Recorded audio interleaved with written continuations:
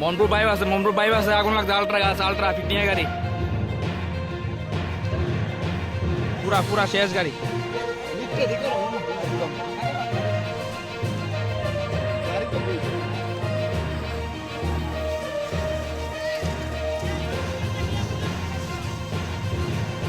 আরে শেষ রে বাচ্চারা শেষ অ্যাম্বুলেন্স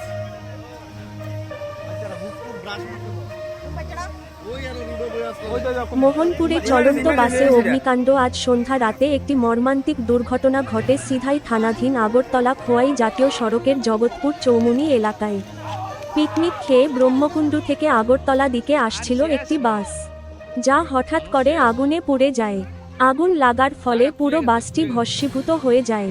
দুর্ঘটনার পর দ্রুত পৌঁছায় দমকল বিভাগের কর্মীরা এবং তারা আগুন নিয়ন্ত্রণে আনে। তবে এই অগ্নিকাণ্ডে বেশ কয়েকজন যাত্রী আহত হয়েছেন। আহতদের দ্রুত মোহনপুর কমিউনিটি হেলথ সেন্টারে নিয়ে যাওয়া হয়েছে চিকিৎসার জন্য। এখন পর্যন্ত আহতদের অবস্থা স্থিতিশীল বলে জানা গেছে। আহতদের মধ্যে কয়েকজনের শরীরে পোড়া দাগ রয়েছে।